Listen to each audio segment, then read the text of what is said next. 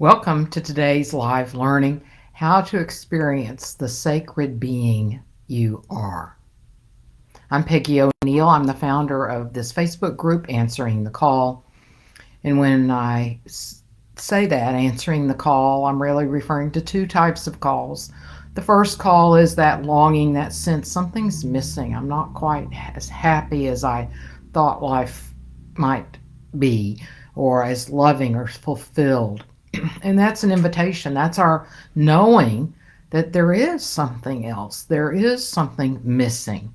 And it's that we keep seeking it out in the world when it's actually right here within us. So the first call that we're answering is to turn around and look within and to know that all that we're seeking is already here, and we're actually sharing our being with everyone and everything, that we're all one being.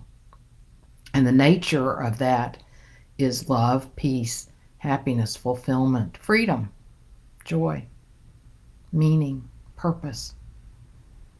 And then the second call is that often once we know that and are living that, then something starts coming to us that we want to do to express that.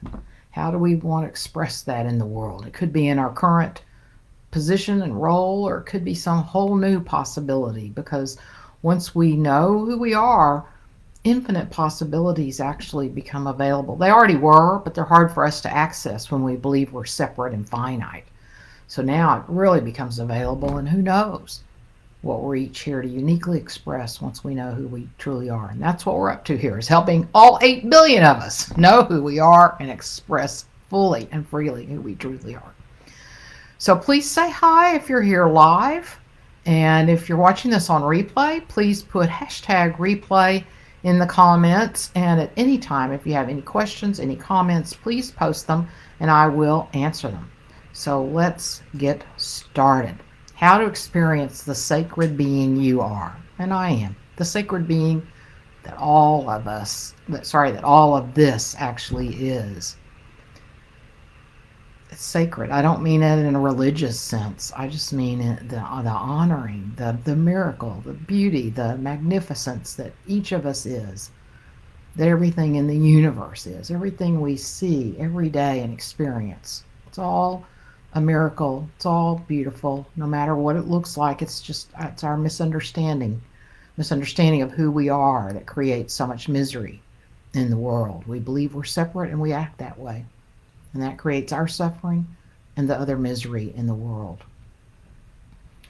So, so we're all actually sacred. All of life is sacred.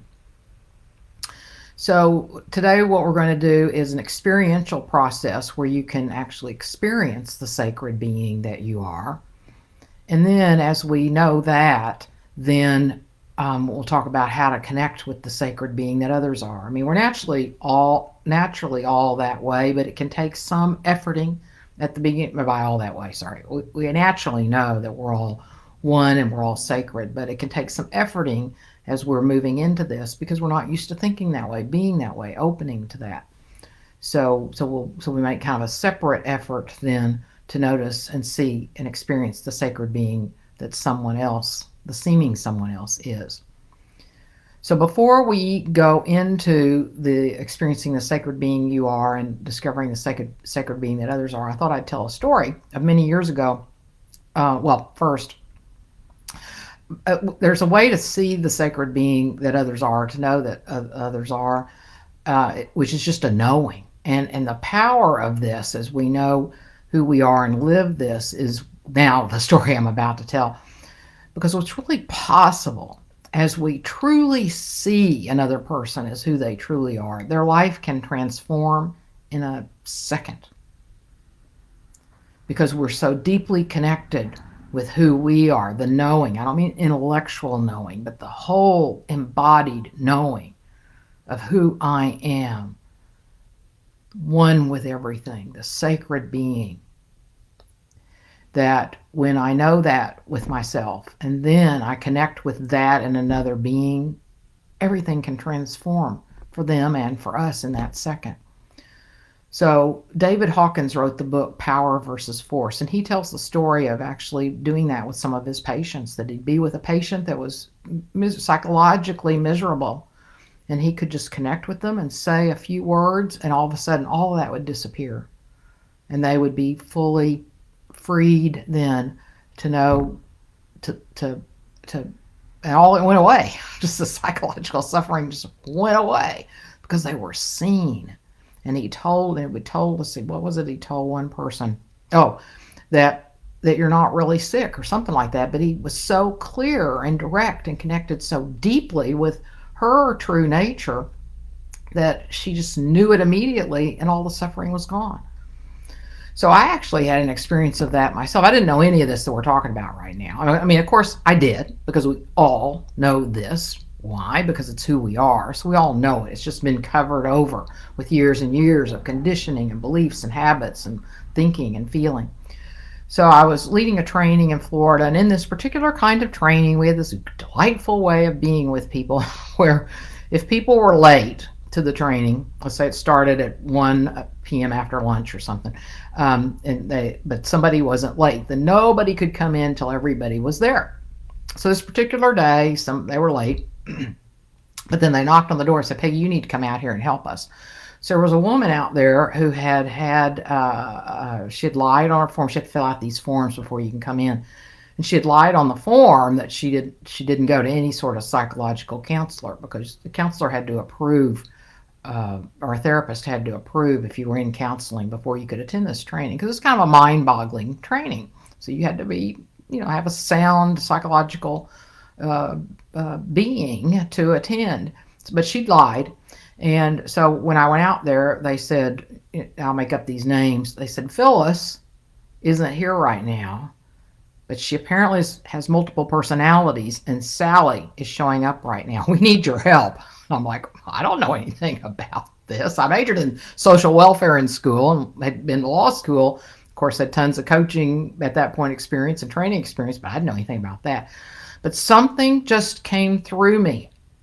Something had to be different right now. So I just knew in all my being that I could connect with this woman deeply and bring back the person, her original alter is the sort of language that's used in that in multiple personalities, the alters.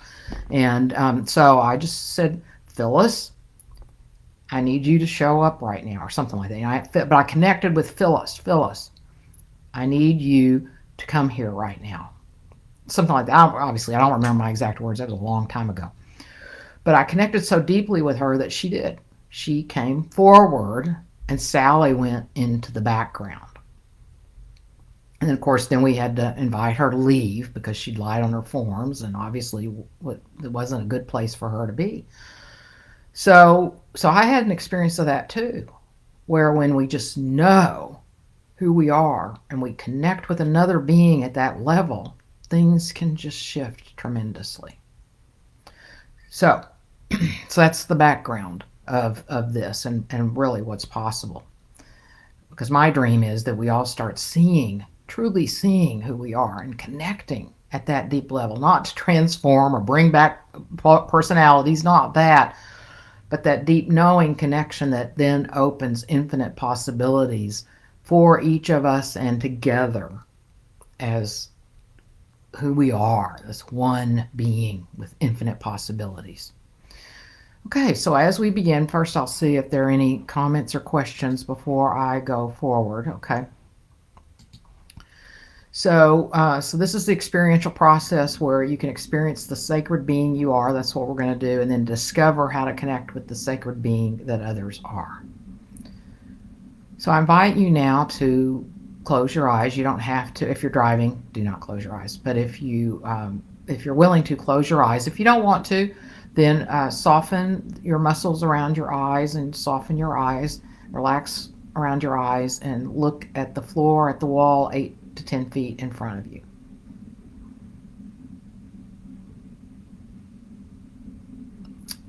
Now, as we begin, what we're going to do is first recognize that we are not the separate self that we seem to be.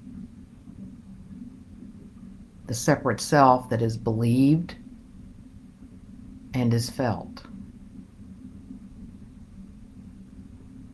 We relate to ourselves as an object, a separate object of existence, or an entity experiencing, made of experience. We're not that. That's who we think we are, an entity made of experience, of thinking, of feeling, of sensing, of perceiving, and so on. But as we go deeply into ourself, as we invoke the name of who we truly are, I, and we allow ourselves to be drawn into that I to which it refers, then we discard everything that's not essential to us.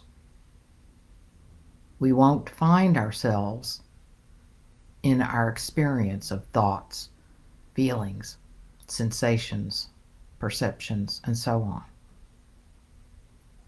We find ourselves, so to speak, in the gaps between our experiences. So silently to yourself, say the name I. All you have to do is say it once, gently within yourself, to allow yourself to be taken into that to which it refers. So silently to yourself, say the name I, gently, and allow yourself to be taken into that to which it refers.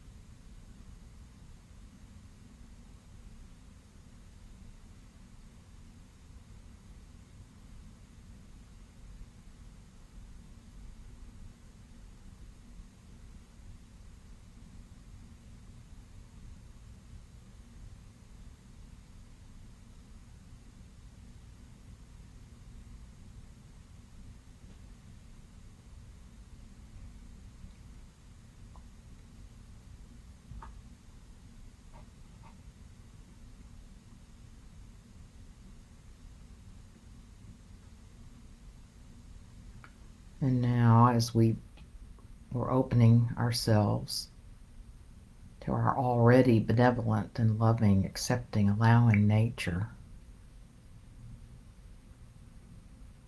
sink into your heart. You can put your hand over your heart to help you bring attention there and notice it beating.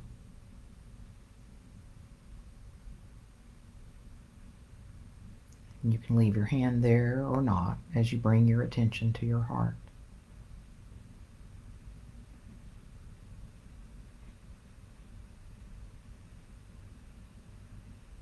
So connect with the sacred beings that others are.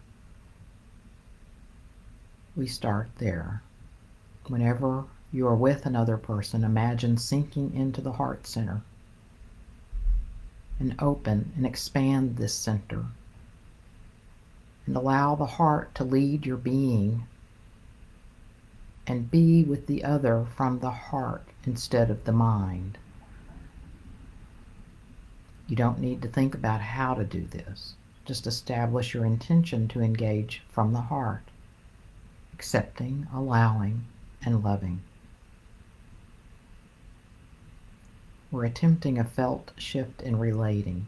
Sometimes this will happen, sometimes it won't. But you don't need to be concerned about that. Just establish your intention and try with each person you meet, no matter who it is, or what you're talking about, or what you're meeting for. The interaction may be very brief or very deep. It doesn't matter. Accept and allow everything that comes up. Each time we're with another person, we can reestablish our intention to lead relating from the heart. You place your awareness into the heart center. Imagine opening this center, exposing the heart, and engaging with the other from there.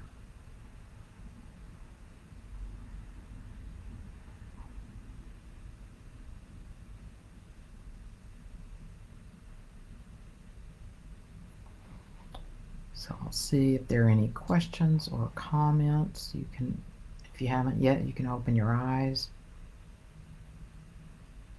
Let me know if you have any questions or comments. Hi, Sue. I'm so glad you're here. I just love knowing that you're here. So, any questions or comments? Okay, well so I'll review briefly. So as often as you want. So today we're talking about how to experience the sacred being you are. And we went through an experiential process to experience the sacred being you are. And then went through a process. I just continued that to connect with the sacred being that others are. So you can combine them, separate them, however you wish to use what you experienced right now. And so for the first experiential process, you said silently to yourself, I, your sacred name, I, and allowed yourself to be, allowed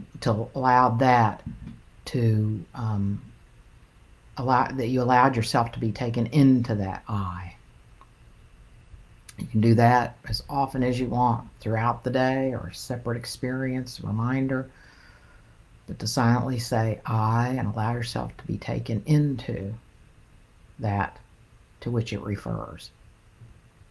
And then the other is when we're going to be with another person to bring an intention, to open our heart, to connect with our heart, and then to be with another person with that open-heartedness, that intention to connect with our heart and be open and allowing and loving, which is who we naturally are. All right, so thank you for being here today, and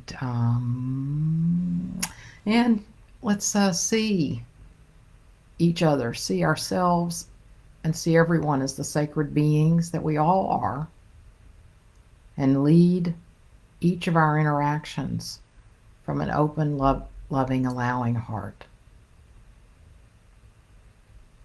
Blessings. See you next time.